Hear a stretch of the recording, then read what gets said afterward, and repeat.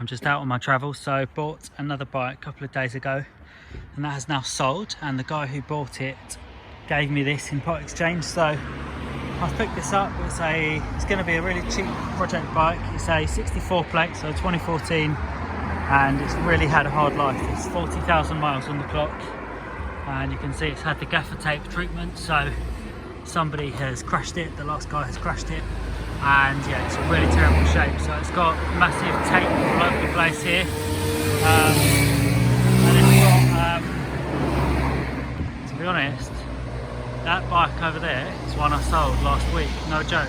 That guy who just drove past, that was a Lex Moto I sold last week. Anyway, so yeah, it's got crashed front end, so it's super wobbly. This front end, this whole thing just shakes, so it's terrible. Front mudguard is broken, engine rattles, smashed up tape. This is going to be a bit of a mission to fix this, but I'll do it. It's got a long MOT and it doesn't owe me a lot of money, so it's going to go back on the road.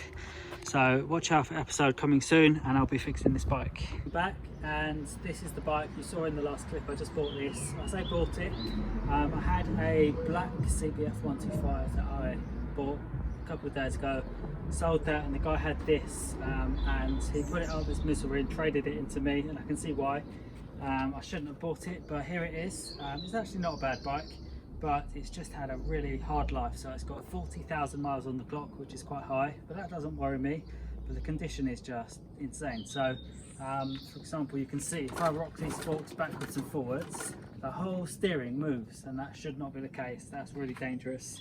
The centre stand is sort of falling off, the front mudguard is gone, and something that I really find quite special, this front brake lever is so bent that rather than replace it, what the guy did is he kind of he twisted the whole master cylinder round so that his bent brake lever would be more accessible. And just insane that you'd ride a bike in that condition.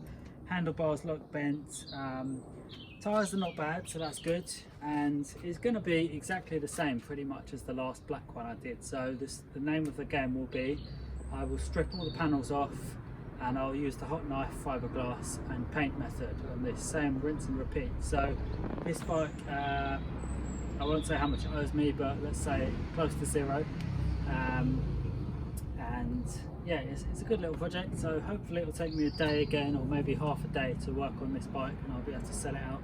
It's got 8 months MOT, so I really want to just get it out the door this week. Hopefully it's Monday, so it'd be nice to sell it by maybe Friday, Saturday. So bear with me, I'll be back soon, and I'll be stripping this down and getting the repairs going. We've removed all of the bolts here, and it's just time to remove this front end. So this whole thing just comes off in one go, and there's another attachment there, but it's pretty simple actually. So it's just 2 screws, one left, one right, and there's normally a couple down there, but they were smashed in this case. So that whole thing comes off, and it gives you really good access to the front end. So these bikes are quite good to rebuild that way. This one, as we saw, has got really loose yokes, so you can just see that whole thing is shake. So I'm going to have to just strip this whole thing back and just set to work and repair that. But so far so good. That stuff's off. I'll strip that completely down and see what's behind it all, and then clean everything up and just see where we are, and set to work repairing or replacing these panels. So work continues, and we said that the steering was really loose, so the next step was just to kind of strip the front end down and have a look, and it turns out it's really easy, as I thought it would be.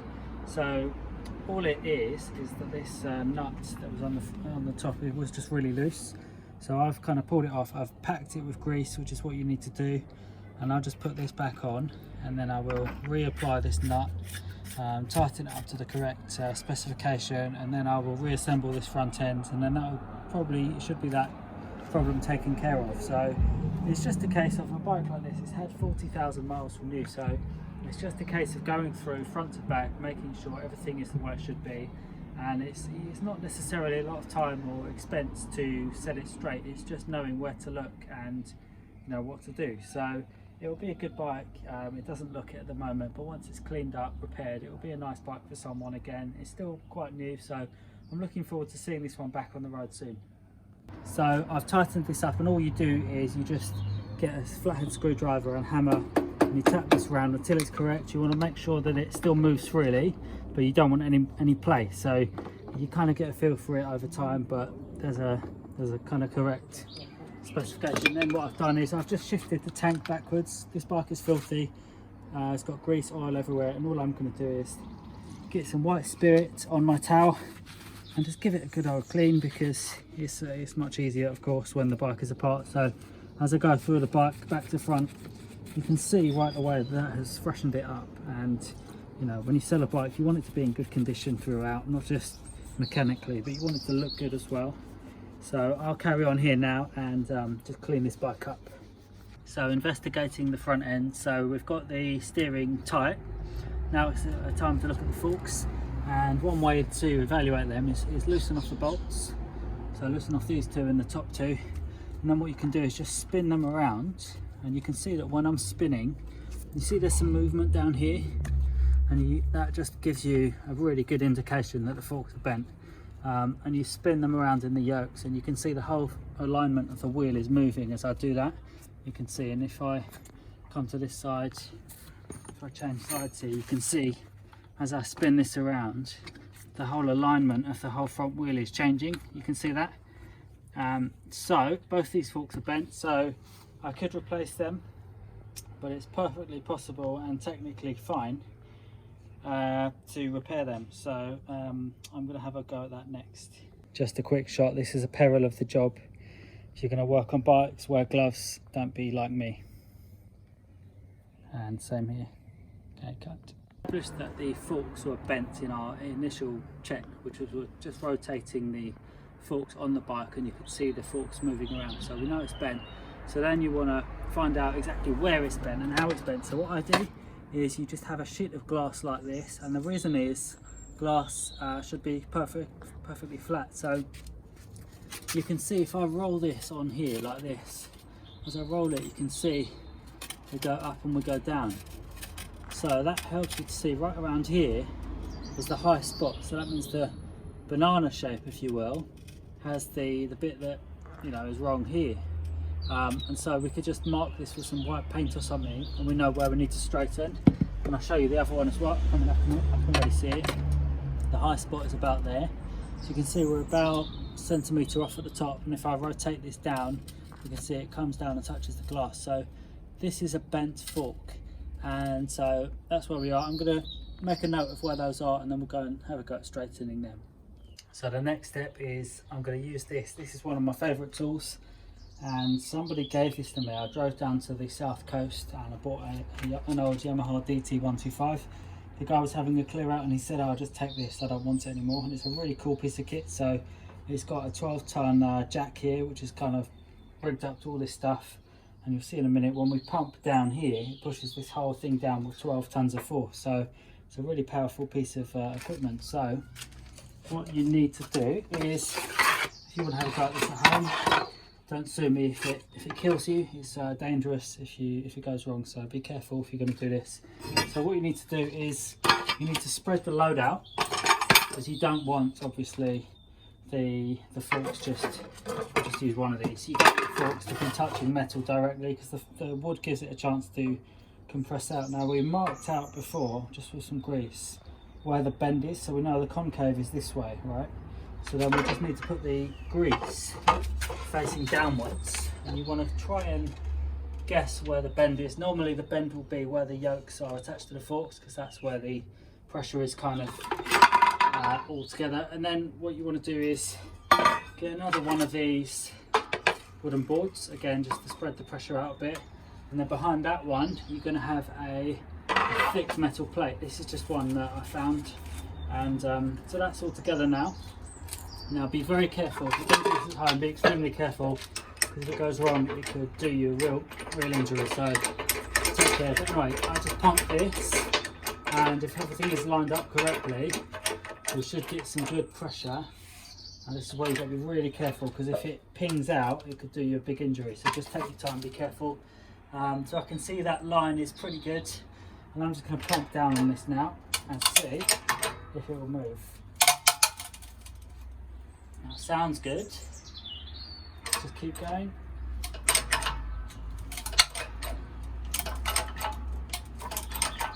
There's a lot of pressure in there. Now I can't see if it's straightened. Really, I need a bigger kind of gap between these two, but I don't have it, so I'm just going to have a go. So I'll carry on here. I'm not going to film the whole thing, and I'll see if this will straighten the forks.